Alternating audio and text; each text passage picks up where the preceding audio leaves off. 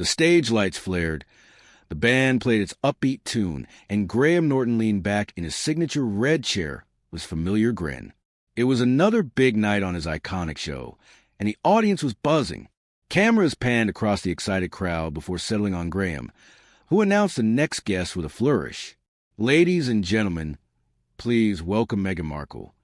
The crowd clapped loudly, polite, enthusiastic, but not the thunderous standing ovation Meghan seemed to expect. She emerged from the wings with a smile fixed tightly in place, wearing a tailored dress designed to command attention. Her stride was confident, almost regal, and she waved as though entering a palace gala rather than a late-night talk show. She took Graham's hand with a carefully measured shake, then turned to the audience with a small nod, waiting just a fraction too long for the applause to rise higher. When it didn't, she adjusted her smile and sat down, crossing her legs slowly, deliberately, as though settling onto a throne rather than a chair. Graham gave his usual warm welcome. "It's wonderful to have you here, Meghan. Please relax. Enjoy yourself. We promise, no coronations, no crowns, just conversation." The audience laughed. Meghan smiled faintly, but her eyes flickered. "Well," she said smoothly, "it's always nice to be treated with a little dignity, especially considering my background." The word background hung heavy in the air. Graham's grin twitched, but he let it slide, for now. The interview began in familiar territory. Graham asked about Meghan's current projects, a documentary in development, a new lifestyle venture. She answered at length, her tone polished, her sentences carefully rehearsed. But underneath her words was a subtle edge, a quiet expectation that her presence itself was a privilege for the show. "You know," she said at one point, shifting in her chair, "it's refreshing to sit here and not be surrounded by people who forget who I am." The audience gave a nervous chuckle. Graham raised an eyebrow, tilting his head. "Oh, I don't think anyone here has forgotten," he said lightly. Although, in fairness, they came for jokes as much as for royalty. The crowd laughed harder, but Meghan didn't. She forced a small laugh, then leaned forward. "Of course, but I do think it's important to acknowledge certain courtesies. After all, not every guest has had the honor of being part of the royal family." The air tightened. The audience shifted in their seats, laughter trailing off into silence. Graham's smile thinned. "Courtesies," he repeated, his tone still light, but edged with curiosity. "You mean the tea service? The velvet cushions? I'm afraid we're fresh out of Thrones backstage." The audience roared with laughter, clapping. Meghan's smile stiffened.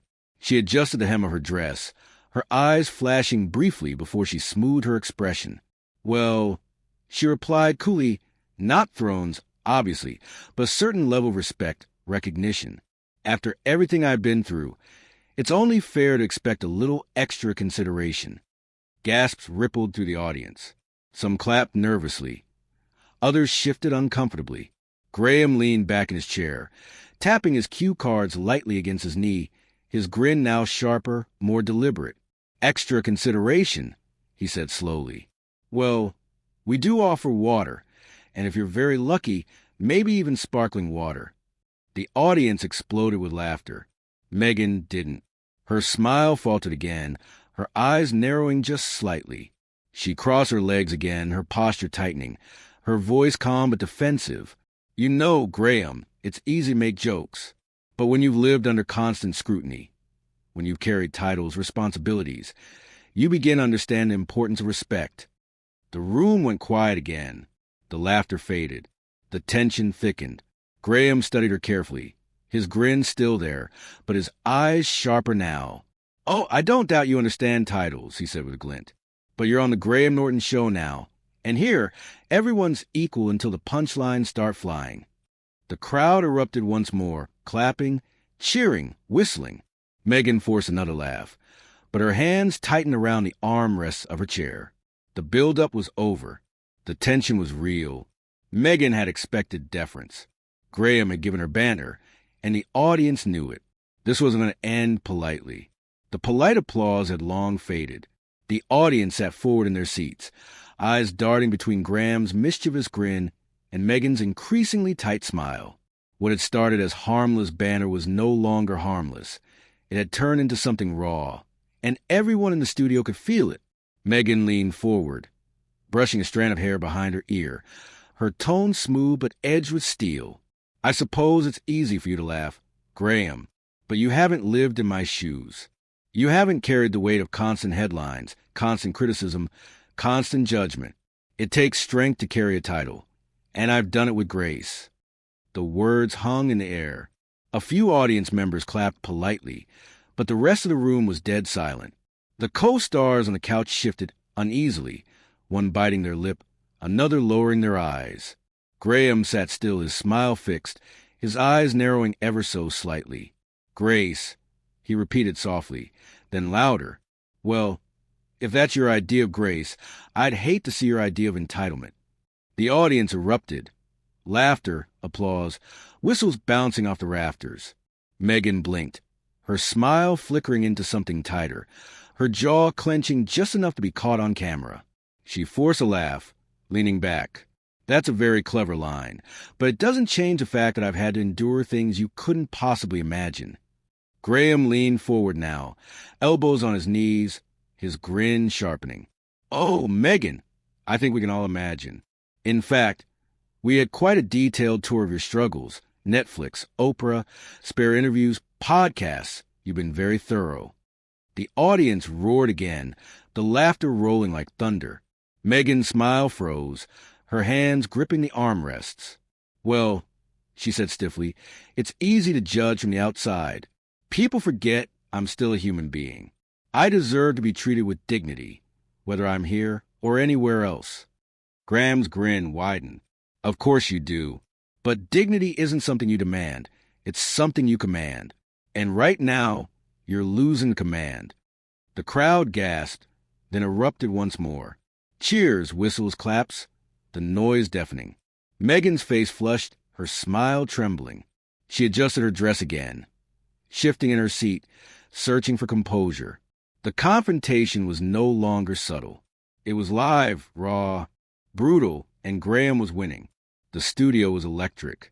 The audience's laughter had grown bolder, louder, sharper, their loyalty shifting firmly toward Graham. Meghan, sensing it, straightened her posture, her voice rising. I came here to talk about my work, she snapped, her polished tone cracking under the weight of frustration. Not to be mocked, not to be ridiculed. The audience quieted slightly, some murmuring. Graham leaned back, spreading his hands innocently. Mocked? Ridiculed? Meghan, this is a comedy talk show. If you wanted silence and nods, you might have chosen the wrong couch. The audience erupted again, clapping and cheering. Meghan's jaw tightened visibly. This isn't about comedy, she shot back. This is about respect, and I don't think it's too much to expect that I'm treated properly. Graham's grin sharpened. Properly? Oh, forgive me. Duchess, do you mean bowing and curtsying every time we ask a question? Because if that's what you're waiting for, you'll be waiting a very long time. The studio exploded. People howled, clapped. Some stood from their seats, stomping in approval. Meghan turned red, her smile now completely gone. Her voice rose, firmer now, sharper. You think this is funny, Graham? You think belittling me in front of millions is entertainment? Graham leaned forward, his voice steady. Cutting. No, Meghan. What's funny is that you came here asking for royal treatment on a show that makes fun of everyone equally. You wanted a throne.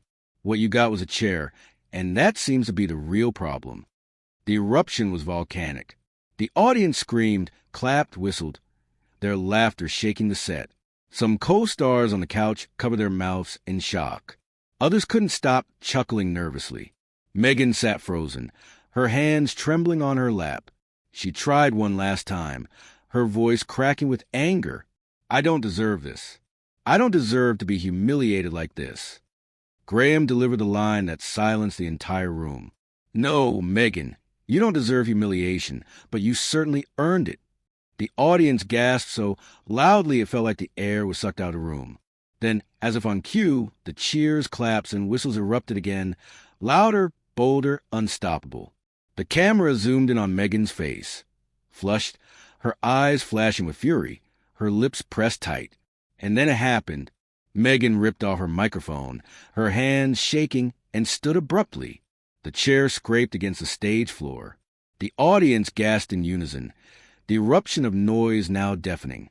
Without another word, Meghan turned and stormed off the stage, her heels clicking furiously against the wood, disappearing behind the curtains. The audience screamed, half in shock, half in approval. Graham sat back, smirking, his cue card forgotten on the table. He raised his eyebrows at the crowd.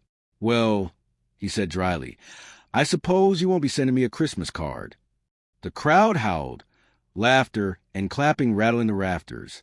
The escalation had peaked. Meghan Markle had stormed off, and Graham Norton had just delivered one of the most unforgettable takedowns in talk show history. The sound of Meghan's heels clattering off stage still echoed when Graham leaned back, smirking at the stunned audience. The crowd was still in uproar, half cheering wildly, half booing, some gasping as if they couldn't believe what had just happened.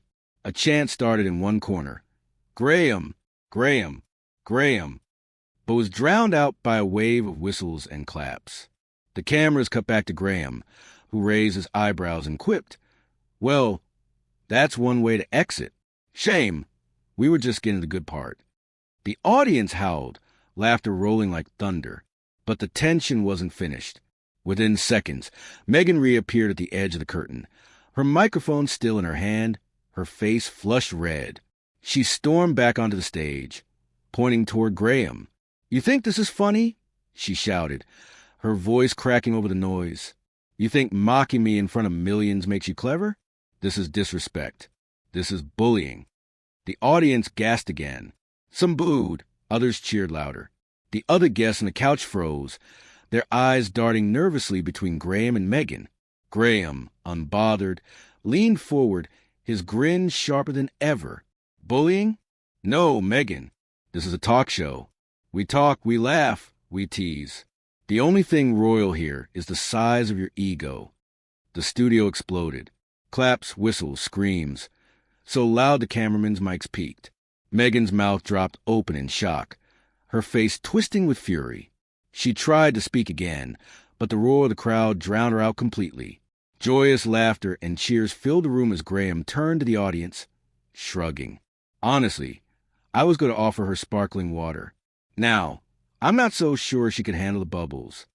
The eruption was volcanic. Some fans stood from their seats, cheering so hard the rafters shook. Meghan's chest heaved, her eyes wild, her microphone trembling in her grip. "You don't get to do this to me," she shouted, her voice breaking. "You don't get to humiliate me like this. I'm not just another guest. I'm a duchess." The word duchess hung in the air, sharp and bitter. The crowd erupted again, some booing loudly, others cackling in disbelief. Graham's smile thinned into something colder now. He leaned forward, his voice low but amplified perfectly by the mic. "Not here, you're not. Here, you're just Meghan, and right now, you're making a spectacle of yourself." The silence that followed was crushing. Then, as if on cue, the audience burst into cheers and applause, deafening, relentless. Meghan's face crumpled, her fury boiling over. She tore the microphone off again, threw it onto the chair, and screamed, "This show is beneath me!"